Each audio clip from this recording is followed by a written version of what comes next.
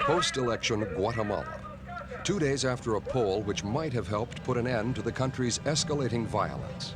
But this is not a confrontation between left and right. These civilians are Guatemala's top political leaders. A few weeks ago, they were presidential candidates. They say the election was a fraud, and they want to present a formal petition to the Guatemalan president. They were prevented from doing so and taken into custody instead. This is democracy in Guatemala.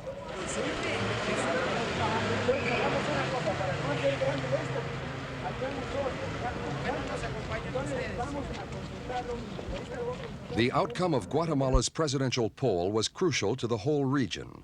Western observers hoped that the return of a moderate leader might prevent the violence in the country from escalating into full civil war, from repeating the situation next door in El Salvador.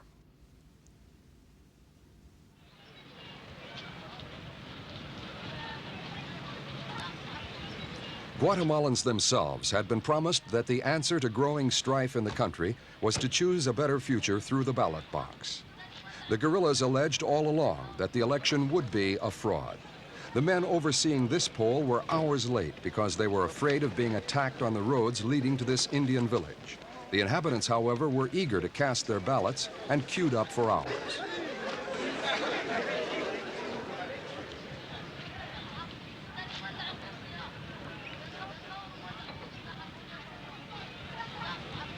But even the ultra-modern computerized electoral register allegedly has a dual purpose. Amnesty International says that it also acts as a record of all opponents to the Guatemalan regime, and that many of these names end up on death lists. The count was carried out under very strict conditions, behind bars with armed men standing by. This television monitor shows that the Christian Democratic Party is winning. But those in charge insisted that as votes came in from the outlying regions, the military's candidate, General Aníbal Guevara, would be the winner. And he was.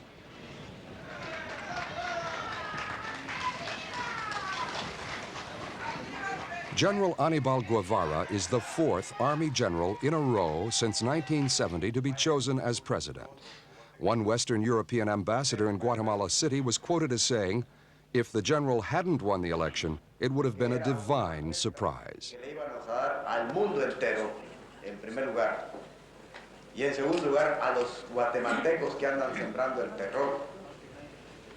Guevara will take office on the 1st of July. He didn't win enough votes to give him an absolute majority. But when the issue went to the Congress, where his coalition controls the majority of seats, his election was assured. Guevara denies that the election was a fraud. He urged his opponents to bury the hatred resulting from charges of electoral fraud and unite to do battle against the leftist guerrillas. En las elecciones que acaban de pasar en Honduras, el perdidoso empezó a hablar de fraude. De repente se convenció de que no era cierto lo que él decía. But Guevara's conciliatory words have not placated his opponents. His claim to victory has split Guatemala's right-wing political establishment.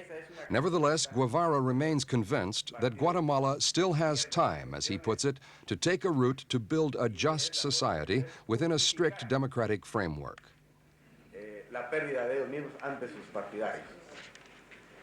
The presidential palace has remained guarded and unwelcoming throughout the crisis. Incumbent President Lucas Garcia refused to see a delegation of the protesters.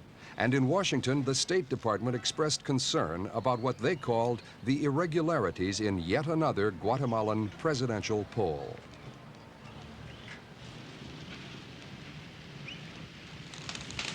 Guatemala's guerrilla factions didn't let up before, during, or after the election. Their tactics include commandeering and burning buses, leaving them to block roads that link the various military commands and major towns and cities. Nobody knows exactly how many guerrillas exist. Latest reports say that one faction, the Guerrilla Army of the Poor, has at least 4,000 men in the field.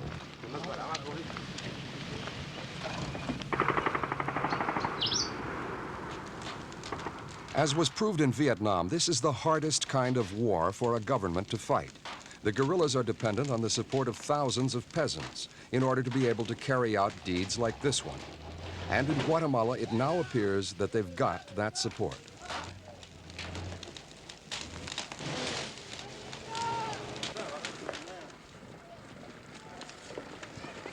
The military is currently trying to regain the backing of all Guatemalans, especially those in the outlying regions, most of whom are Mayan Indians. General Benedicto Lucas Garcia is the Army Chief of Staff. He's also brother to President Lucas Garcia. He's masterminded a plan to win back the loyalty of the people of the Quiche province, which has been a guerrilla stronghold for a decade. Up until now, the military has terrorized the Indians of the region.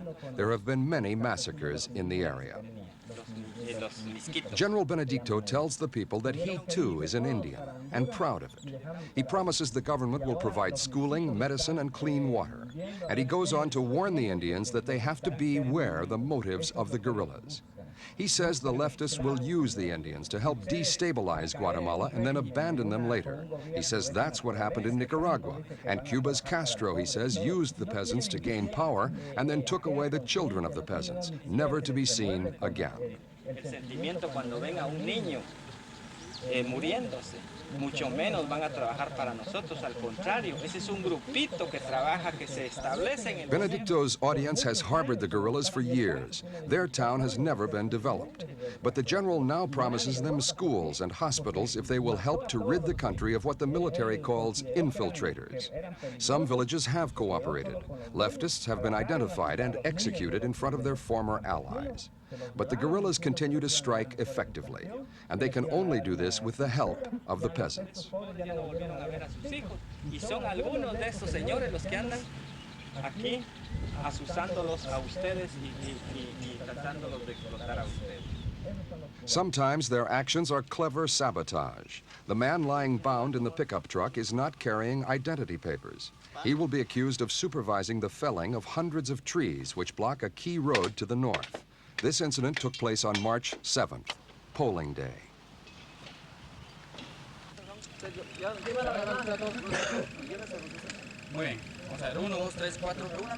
With their newfound support in some parts of the country, the military must constantly follow up leads of guerrilla sightings. This platoon has just received a tip-off. Within minutes, they are armed and ready to pursue the guerrillas.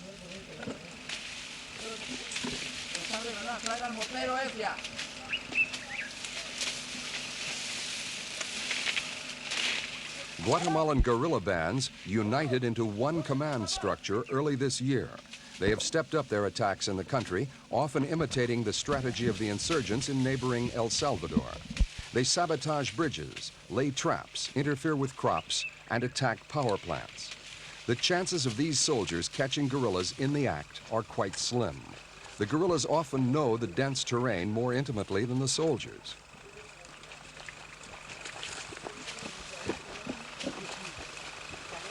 In the areas where the peasants have switched their loyalty to the military, people come 2 or 3 times a day to report they have seen leftists. The peasants are now apparently frightened of the leftists, afraid they will take their revenge.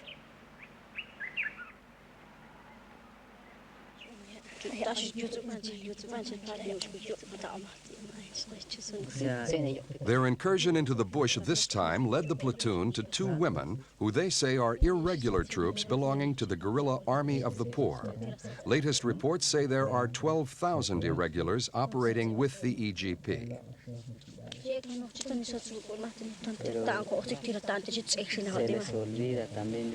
The left anticipates the capture of their sympathizers, so they operate a strict security system. Each contact only knows the names of 2 others. The capture and interrogation of one guerrilla means that a vulnerable cell will immediately move camp. Weapons and information are often buried in storage holes. The military say they don't execute women like these, but they hope that interrogation will lead them to the organizers of the guerrilla movement. Arriba de Pescuintele se llama ese. ¿Cuál? Pescuintele se llama ese rollo. Another tip-off led the military to this group of guerrillas. They are told that if they cooperate, they will be let go. Some do talk. One man boasted that he'd killed 5 soldiers. Others in the group were angry at those who were talking.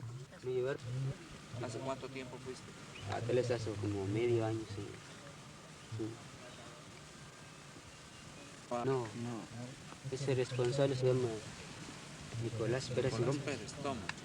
Gómez. Vas a dar carga, dice que si no te vamos a... The relatively humane treatment handed out to these prisoners contradicts evidence that the Guatemalan military is responsible for very serious human rights violations. Amnesty International has documented thousands of cases of torture and death at the hands of the various Guatemalan police and military organizations.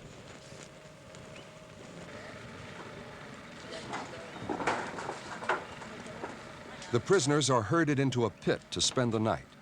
According to General Benedicto, who is in charge of the military offensive in the Quiché province, the army wants to persuade guerrilla sympathizers that their interest will best be served by the present Guatemalan government. We cannot say what has happened to these men, but if past experience is anything to go by, the guerrilla who bragged about killing 5 soldiers has probably been executed.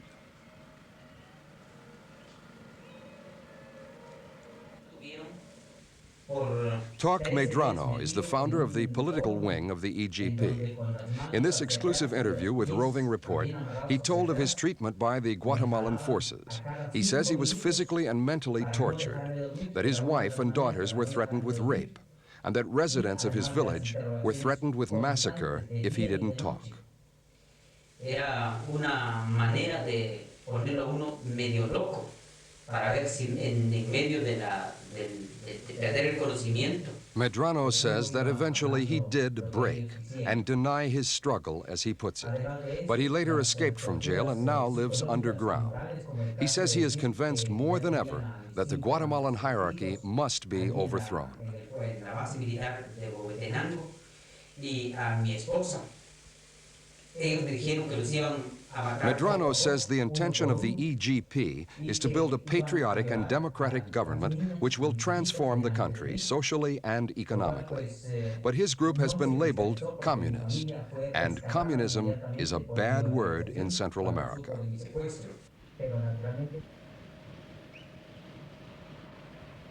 These men are members of the government's new civilian patrols. They play a key part in winning back the loyalty of the peasants. Handing guns to civilians has proved to be a very popular idea. Apparently, the men like to be able to defend themselves. The left probably doesn't have enough guns to hand them out to their sympathizers. But these men in Quiché province were among those who received both training and arms from the military. In return, they are expected to watch out for leftists and report guerrilla movements. At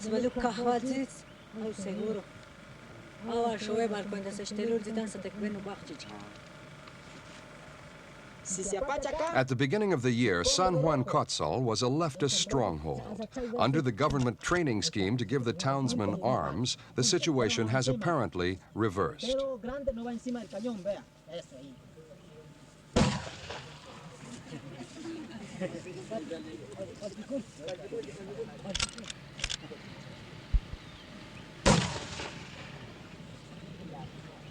20,000 Guatemalan soldiers are now involved in the battle against a growing guerrilla force. But military analysts say that if the Guatemalans are to defeat the leftists, the military will have to be doubled. The United States has refused military aid to Guatemala since 1977. That's when Jimmy Carter's administration told the Guatemalan military that they'd have to clean up their appalling human rights record in order to get support from the Americans. The military didn't improve its record. It went elsewhere for arms. Israel and Argentina have been willing suppliers, but the country's foreign exchange reserves have almost run out, and overseas credits are hard to come by as the guerrilla war escalates.